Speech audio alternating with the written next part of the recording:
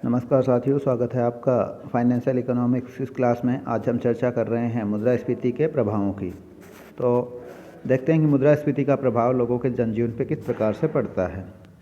लोगों की इच्छाएं असंगत होती हैं। जब वे खरीदार के रूप में काम करते हैं तो वो चाहते हैं कि वस्तुओं और सेवाओं की कीमतें स्थिर रहें, लेकिन जब वो विक्रेता के रूप में काम करते हैं तो सोचते हैं कि वस्तुओं और सेवाओं की कीमतें बढ़ती रहनी चाहिए ताकि वो अधिक लाभ कमा सकें। तो यह इनका असंगत व्यवहार है। कुछ व्यक्तियों के लिए ऐसा सुखद परिणाम उत्पन्न हो सकता है, लेकिन जब ऐसा होता है तो दोनों लोगों के लिए सबसे खराब परिणाम होते हैं। क्योंकि मुद्रास्फीति क्रय शक्ति को कम करती है, इसलिए ये दोनों पक्षों के लिए खराब होती है। पुराने लोगों को उन दिनों को याद करते हुए कहने की आदत होती है कि पुराने ज़माने में 1 किलो घी की कीमत मात्र 50 रुपये हुआ करती थी, जो आज 650 रुपये है।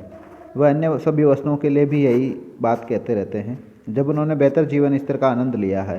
आज कल्पना कीजिए हम कितने बदतर स्थिति में हैं, लेकिन इस बीच अच्छे पुराने दिनों की तुलना में लोगों का मजदूरी और वेतन बहुत अधिक बढ़ गया है। यह सामान्य रूप से अनकहा रह जाता है, यानी कि इसकी कोई बात नहीं करता है कि पहले लोगों की मजदूरी या वेतन बहुत अधिक नहीं हुआ करता था, आजकल वो बहुत बढ़ गया है। जब मूल्य स्तर बढ़ता है तो लाभ लेने वाला और हानि उठाने वाला दोनों होते हैं। मुद्रास्फीति के परिणाम का मूल्यांकन करने के लिए किसी को मुद्रास्फीति की प्रकृति की पहचान करनी आवश्यक होती है, जो अनुमानित है और अप्रत्याशित हो सकती है।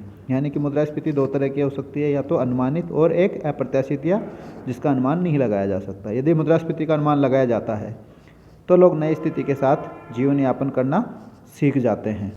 वो मुद्रास्फीति की स्थिति के अनुसार अपने आप को समायोजित कर लेते हैं और समाज को मुद्रास्फीति की लागत कम आती है। वास्तव में लोग भविष्य घटनाओं की सटीक भविष्यवाणी नहीं कर सकते हैं, या लोग अक्सर मुद्रास्फीति का पूर्वानुमान लगाने में गलती करते हैं। दूसरे शब्दों में, मुद्रास्फीति अप्रत्याशित हो सकती है। जब लोग पूरी तरह से समायोजित करने में विफल होते हैं तब इससे विभिन्न प्रकार की समस्याएं पैदा होती हैं। एक दो प्रमुख शीर्षकों के तहत अप्रत्याशित मुद्रास्फीति के प्रभावों का अध्ययन किया जा सकता है। यानी कि अप्रत्याशित का मतलब जिसका पूर्वानुमान लगाना संभव नहीं होता है। तो आय और धन के वितरण पर प्रभाव किस तरीके से पड़ता है अप्रत्याशित मुद्रास्फीति का, और दूसरा आर्थिक वृद्धि पर किस तरीके से प्रभाव पड़ता है।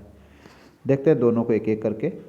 तो पहला है आय और धन वितरण पर मुद्रास्फीति का प्रभाव। तो मुद्रास्फीति के दौरान आमतौर पर लोग आय में वृद्धि का अनुभव करते हैं, लेकिन कुछ लोग दूसरों की कीमत पर मुद्रास्फीति के दौरान लाभ उठाते हैं। कुछ व्यक्तियों को लाभ होता है क्योंकि उनके धन की आय कीमतों की तुलना में अधिक तेजी से बढ़ती है, और कुछ को हानि उठानी पड़ती है क्योंकि उन मुद्रास्फीति के दौरान उनकी आय की तुलना में कीमतें अधिक तेज़ी से बढ़ती हैं। तो ये बात हुई। इस प्रकार आय और धन का पुनर्वितरण मुद्रास्फीति की वजह से होता है। तो जिन लोगों की आय में वृद्धि जो है, मौद्रिक आय में वृद्धि है, वो कीमतों में वृद्धि की तुलना में ज़्यादा होती है, तो वो मुद्रास्फीति से लाभ प्राप्त करते हैं। और इसके विपरीत जिनकी मौद्रिक आय में वृद्धि कीमतों में वृद्धि से कम रह जाती है, तो वो उनसे हानि उठाते हैं। हालांकि किसी भी निर्णायक सबूत का हवाला नहीं दिया जा सकता है, लेकिन यह माना जा सकता है कि निम्न श्रेणी के लोग मुद्रास्फीति से अलग तरह से प्रभावित होते हैं। तो पहला है लेनदार और देनदार पर प्रभाव। मुद्रास्फीति के दौरान लेनदारों को लाभ होता है, यानी कि जो उधार लेने वाले होते हैं, ऋण लेने वाले होते हैं, उनको लाभ होता है, और ऋणदाता को हानि होती है क्योंकि ऋण रुपये में तय किए जाते हैं। जब कीमत स्तर में वृद्धि से ऋणों के पुनः भुगतान के समय उनके मूल्य में गिरावट आती है, यानी कि जो पैसा आपने लिया वो महंगा लिया था, बाद में वो सस्ता हो गया है, तो आप उसको सस्ता पैसा लौटा रहे हैं क्योंकि धन के मूल्य में या मुद्रा के मूल्य में गिरावट आती है। इसलिए लेनदारों को हानि होती है। इसलिए लेनदारों की हानि होती है। जब कोई लेनदार किसी ऋणदाता से कोई धनराशि उधार देता है तो वह महंगाई का स्वागत करता है, क्योंकि उसे वास्तविक अर्थ में उधार ली गई धनराशि से कम का भुगतान करना होता है, और ऋणदाता इस प्रक्रिया में हानि उठाता है क्योंकि देय ब्याज की दर समझौते के अनुसार स्थिर रहती है। मुद्रास्फीति के कारण लेनदार महंगे रुपए प्राप्त करता है और सस्ते रुपए वापस लौटाता है, क्योंकि मुद्रास्फीति के कारण मुद्रा का मूल्य घट जाता है। तो इसमें जो लेनदार होगा उसको फ़ायदा होगा और देनदार को हानि होती है। हालांकि अगर मुद्रास्फीति से पीड़ित अर्थव्यवस्था में देनदारों को लगातार हानि उठानी पड़ती है तो उनके हित में यह होगा कि वे या तो ऋण देना ही बंद कर दें या ऋण दे ही नहीं, अपना व्यवसाय ही बंद कर ले। लेकिन व्यवहार में कभी भी ऐसा होता नहीं है, बल्कि ऋण देने वाली संस्थाएं वास्तविक मूल्य के ऋण के खिलाफ पर्याप्त संरक्षण उपाय अपनाती है। यानी कि जो उसके मुद्रा का मूल्य घट रहा है उसकी क्षतिपूर्ति के लिए वो उससे, जिसको ब्याज पे उधार पे पैसा दे रही है, उससे वो पैसा अलग से लेती हैं। दूसरा है बॉन्ड डिबेंचर धारकों पर प्रभाव क्या पड़ेगा। एक अर्थव्यवस्था में कुछ लोग ऐसे होते हैं जो ब्याज आय पर निर्भर करते हैं अपने जीवन यापन के लिए, वे इसमें सबसे अधिक हानि उठाते हैं। तो मुद्रास्फीति की वजह से बॉन्ड धारक निश्चित आय ब्याज आय अर्जित करते हैं। जैसा आप जानते हैं कि बॉन्ड धारकों को निश्चित ब्याज आय प्राप्त होती है और कीमतें बढ़ने पर ये लोग वास्तविक आय में कमी का शिकार होते हैं, यानी कि जो पैसा उनको ब्याज के रूप में मिलता है उसकी क्रय शक्ति कम हो जाती है। दूसरे शब्दों में किसी की बचत की कीमत में गिरावट आ जाती है, उसका मूल्य घट जाता है अगर ब्याज दर मुद्रास्फीति की दर से कम हो जाती है। यानी कि मुद्रास्फीति की दर ब्याज की दर से अधिक हो जाती है तो उसको ऋणात्मक ब्याज दर प्राप्त होती है वास्तविक अर्थों में। जीवन बीमा कार्यक्रमों के लाभार्थी भी मुद्रास्फीति से बुरी तरह से प्रभावित होते हैं, क्योंकि बचत का जो वास्तविक मूल्य होता है वो बहुत हद तक घट जाता है। नेक्स्ट है निवेशकों पर प्रभाव। इन्वेस्टमेंट करने वालों पर क्या प्रभाव पड़ता है। मुद्रास्फीति के दौरान शेयरों में अपना पैसा लगाने वाले लोगों को लाभ होने की उम्मीद होती है, क्योंकि व्यापार लाभ कमाने की संभावना प्रबल होती है। उच्च लाभ कंपनियों के मालिकों को निवेशकों और शेयरधारकों के बीच लाभ वितरित करने के लिए प्रेरित करता है। तो जो निवेशक होते हैं उनको इसमें संभावनाएं होती हैं लाभ कमाने की। नेक्स्ट है वेतनभोगी और मजदूर प्राप्त करने वाले लोगों पर प्रभाव। तो निश्चित आय प्राप्त करने वाला कोई भी व्यक्ति मुद्रास्फीति से हमेशा हानि उठाता है, क्योंकि उसके जो निश्चित आय है उसका वास्तविक मूल्य मुद्रास्फीति के कारण से काफ़ी कम हो जाता है। और इसके अलावा कभी कभी एकजुट श्रमिक मूल्य वृद्धि के खिलाफ मुआवजे के रूप में सफ़ेद पोश श्रमिकों की मजदूरी दरों को बढ़ाने में सफल भी हो जाते हैं। यानी कि श्रमिक यूनियन बना करके और विरोध करते हैं तो उनको महंगाई भत्ता भी दिया जाता है, लेकिन लंबे समय के अंतराल के बाद मजदूरी की दरों में बदलाव होता है। दूसरे शब्दों में मजदूरी की दर बढ़ जाती है, लेकिन वह हमेशा मूल्य वृद्धि से पीछे रह जाती है। यानी कि आपको डीए मिलेगा, महंगाई भत्ता मिलेगा, वो महंगाई जब तक मिलेगा वो महंगाई भत्ता उस समय तक महंगाई और अधिक बढ़ जाती है। स्वाभाविक रूप से मुद्रास्फीति का परिणाम निश्चित आय अर्जक की वास्तविक क्रय शक्ति में कमी लाता है। दूसरी ओर लचीली आय अर्जित करने वाले लोग मुद्रास्फीति के दौरान लाभ प्राप्त करने की संभावना में रहते हैं। ऐसे लोगों को नॉमिनल आय या जो मौद्रिक आय होती है वो सामान्य मूल्य वृद्धि से आगे निकल जाती है। नतीजतन इस आय समूह की वास्तविक आय में वृद्धि होती है। नेक्स्ट है लाभ अर्जनकर्ता, सट्टेबाज और कालाबाजारी करने वाले। यह तर्क दिया जाता है कि लाभ कमाने वाले मुद्रास्फीति से लाभ प्राप्त करते हैं। तो मुद्रास्फीति के लाभ की दरें तेज़ी से बढ़ती हैं। मुद्रास्फीति को देखते हुए व्यवसायी अपने उत्पादों की कीमतों को बढ़ाते हैं और इससे उनको लाभ बड़ा प्राप्त होता है। हालांकि मुद्रास्फीति की दर उच्च स्तर पर चढ़ने पर लाभ मार्जिन अधिक नहीं रख सकते हैं। फिर भी आवश्यक वस्तुओं में व्यापार में काम करने वाले सट्टेबाज आमतौर पर मुद्रास्फीति से लाभ प्राप्त करते हैं। यानी कि वो ब्लैक मार्केटिंग करते हैं, वस्तुओं का स्टॉक करते हैं और उनको काल्पनिक उनका अभाव पैदा करके उनकी रेटों को बढ़वा देते हैं और फिर वो अपना लाभ कमाते हैं। तो काला बाजारी करने वालों को, सट्टेबाजों को महंगाई से बहुत फ़ायदा होता है, लाभ कमाते हैं। इस प्रकार आय और धन का पुनर्वितरण होता है। कहा जाता है कि मुद्रास्फीति के दौरान अमीर और अधिक अमीर हो जाता है और गरीब और अधिक गरीब हो जाता है। हालांकि इस तरह के कोई भी ठोस और तीव्र सामान्यीकरण नहीं किए जा सकते। यह स्पष्ट है कि मुद्रास्फीति से किसी को लाभ पहुंचता है और किसी को हानि उठानी पड़ती है। तो यह सामान्य बात है कि मुद्रास्फीति से एक पक्ष को लाभ पहुंचेगा और दूसरे वाले को हानि होगी। यानी कि एक दूसरे के मामला जो है एक दूसरे के ऊपर निर्भर करेगा कि एक को नुकसान होगा तो दूसरे को फायदा होगा। यदि मुद्रास्फीति अप्रत्याशित है, यानी कि जिसके बारे में पूर्वानुमान लगाना संभव नहीं है, तो मुद्रास्फीति के प्रभाव जारी रह सकते हैं। हालांकि आय और धन पर मुद्रास्फीति के पुनर्वितरण वाले प्रभाव सबसे कम होने की संभावना होती है अगर मुद्रास्फीति लोगों द्वारा अनुमानित होती है। यानी कि अगर आपको पहले से पता लग रहा है कि मुद्रास्फीति होने वाली है तो आप उसके हिसाब से एडजस्ट कर सकते हो। अनुमानित मुद्रास्फीति के साथ लोग मुद्रास्फीति से निपटने के लिए अपनी रणनीतियों का निर्माण कर सकते हैं, रणनीति तैयार कर सकते हैं।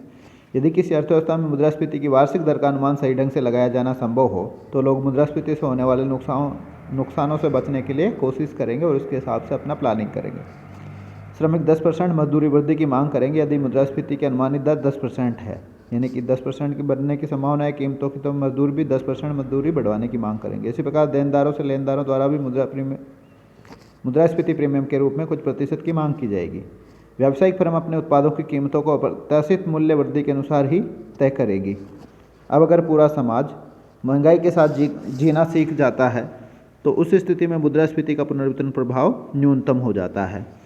तो ये हमारे रैशनलिस्ट एक तरीके का विचारधारा है जिसमें कि भाई जो चीज़ें हैं उनके बारे में पूर्वानुमान लगाया जाना संभव होता है, तो उस हिसाब से हर इकोनॉमिक एजेंट डिसीजन लेता है। हालांकि मुद्रास्फीति के हर एपिसोड का ठीक से अनुमान लगाना मुश्किल भी होता है। इसके अलावा भले इसका अनुमान लगाया गया हो लेकिन यह पूरी तरह से सही हो ऐसा भी ज़रूरी नहीं है। इसके अलावा नई अपेक्षित मुद्रास्फीति स्थितियों के साथ समायोजन सभी लोगों के लिए संभव नहीं हो सकता है। यानी कि आपको पता है कि भाई ऐसी मुद्रास्फीति होगी लेकिन आप एडजस्ट नहीं कर सकते क्योंकि आपके पास स्कोप नहीं है, ऑप्शन नहीं होते हैं। इस प्रकार प्रतिकूल परिवर्तन प्रभाव होने की संभावना भी बनी रहती है।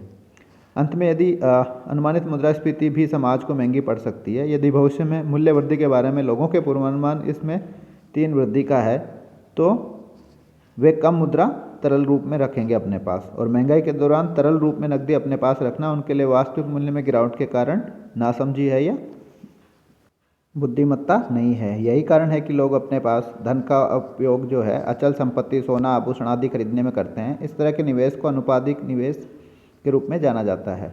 इस प्रत्याशित किस्म की मुद्रास्फीति के दौरान संसाधनों का प्रस्थान प्राथमिकता से गैर प्राथमिकता या अनुत्पादक क्षेत्रों की ओर हो जाता है, यानी कि लोग अपना पैसा उत्पादक क्षेत्रों में इन्वेस्ट करने की बजाय गैर उत्पादक क्षेत्रों में, यानी कि सोना, चांदी, आभूषण, जमीन जायदाद आदि में करते हैं, जिसका कोई उत्पादक उपयोग नहीं होता है, जिससे हमारी उत्पादकता या हमारी राष्ट्रीय आय में वृद्धि नहीं होती है।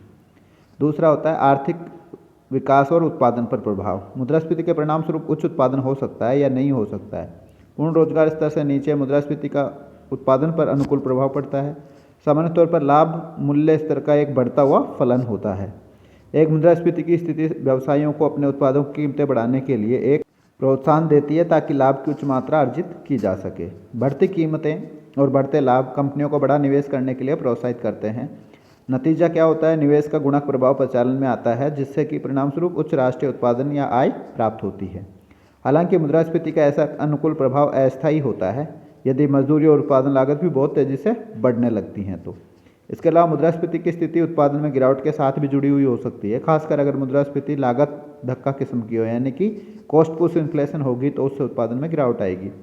इस प्रकार कीमतों और आउटपुट के बीच कोई ठोस संबंध, सीधा संबंध नहीं है। कुल मांग में वृद्धि से कीमतों और आउटपुट दोनों में वृद्धि होगी, लेकिन एक आपूर्ति झटका कीमतों को बढ़ाएगा और आउटपुट को कम करेगा। तो इसका मतलब यह है कि सप्लाई शॉक लगेगा अर्थव्यवस्था में, तो उससे आपकी कीमतें तो बढ़ेंगी लेकिन आउटपुट कम होगा। मुद्रास्फीति भी उत्पादन के स्तर को कम कर सकती है। आमतौर पर माना जाता है कि यदि भविष्य मुद्रास्फीति की प्रवृत्ति का पोषण अनुभवजन्य मुद्रास्फीति से होता है तो लोग अब कम बचत करेंगे और अधिक उपभोग करने लगेंगे।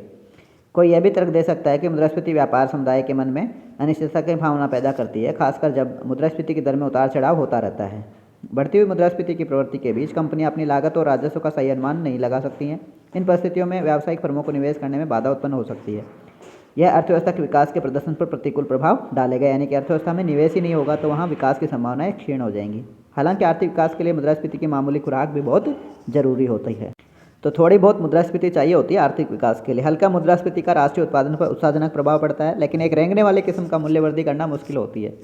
मुद्रास्फीति की उच्च दर लंबे समय तक आर्थिक विकास के लिए एक विनाश के रूप में कार्य करती है, विनाशकारी कारक के रूप में काम करती है। हाइपर इन्फ्लेशन जिस तरह से आर्थिक विकास को प्रभावित करती है वह यहाँ संक्षेप में प्रस्तुत किया गया है। हम जानते हैं कि हाइपर इन्फ्लेशन या अत्यधिक मुद्रास्फीति बचत को हतोत्साहित करता है। बचत में गिरावट का मतलब है पूंजी निर्माण की दर में गिरावट आना, और पूंजी निर्माण की कम दर आर्थिक विकास में बाधा बनती है क्योंकि नया निवेश नहीं हो पाता है। अत्यधिक मूल्यवृद्धि के दौरान अचल संपत्ति, सोना, आभूषण आदि में अनुत्पादक निवेश बढ़ जाता है, तो वहाँ से आपका पैसा जो है ऐसी जगह इन्वेस्ट हो जाता है जहाँ किसी यूटिलाइजेशन नहीं हो रहा है। इन सबसे ऊपर सट्टा कारोबार महंगाई के दौरान फलता फूलता है, जिससे परिणामस्वरूप कृत्रिम कमी आती है और कीमतों में और अधिक तेज़ी से वृद्धि होने लगती है। तो इस तरह से इसके अतिरिक्त हाइपर इन्फ्लेशन के बाद निर्यात आय में भी गिरावट आती है, जिससे भुगतान खाते के संतुलन में व्यापक असंतुलन उत्पन्न हो जाता है। अक्सर सरपट मुद्रास्फीति के परिणामस्वरूप विदेशी देशों में पूंजी का बहिर्गमन होता है, क्योंकि लोग देश की मौद्रिक व्यवस्था पर विश्वास खो देते हैं, जिसके परिणामस्वरूप संसाधनों की कमी होती है। अंत में कर राजस्व के वास्तविक मूल्य में भी हाइपर इन्फ्लेशन के कारण गिरावट आती है। सरकार तब निवेश योग्य संसाधनों की कमी अनुभव करती है। इस प्रकार अर्थशास्त्री और नीति निर्माता उच्च मूल्यवृद्धि के खतरों के बारे में एक मत हैं, लेकिन हाइपर इन्फ्लेशन का परिणाम विनाशकारी होता है। अतीत में कुछ विश्व अर्थव्यवस्थाएं, उदाहरण के लिए प्रथम विश्व युद्ध के बाद जर्मनी और 1980 के दशक में लैटिन अमेरिकी देशों में हाइपर इन्फ्लेशन से काफ़ी विनाशकारी स्थितियाँ पैदा हो गई थी। 1920 की जर्मन भयंकर मंदी उत्पन्न हुई थी, जो 22 के दौरान जर्मन मूल्य स्तर 5470% हो गया था, और 1923 में स्थिति और भी खराब हो गई और वो इतने गुना हो 1 अरब 30 करोड़ गुना हो गया। 1923 के अक्टूबर तक जर्मनी के से संयुक्त राज्य अमेरिका में भेजे गए सबसे हल्के पत्र का डाक टिकट लगभग 2 लाख जर्मन मार्क था। मक्खन की कीमत 1.5 मिलियन मार्क प्रति पाउंड, मांस की 2 मिलियन मार्क और रोटी 2 लाख मार्क और अंडे 60,000 मार्क। कीमतें इतनी तेज़ी से बढ़ी कि वेटर ने दोपहर के भोजन के दौरान कई बार मेन्यू पर कीमतें बदल दी। कभी कभी ग्राहकों ने मेन्यू पर तो खाने पे बैठे थे, उस टाइम से बाद में उन्होंने डबल कीमतें भुगतान करी। इसी तरीके की स्थिति जिम्बाब्वे में भी हुई थी 2008 के अंदर। तो ये मुद्रास्फीति अंततः सभी लोगों को बहुत परेशान करती है। इसलिए कहा जाता है कि मुद्रास्फीति या महंगाई हमारा प्रथम सार्वजनिक शत्रु है। महंगाई दर बढ़ना सरकार की विफलताओं का संकेत होता है। तो यह आपका महंगाई का चैप्टर हुआ पूरा। धन्यवाद।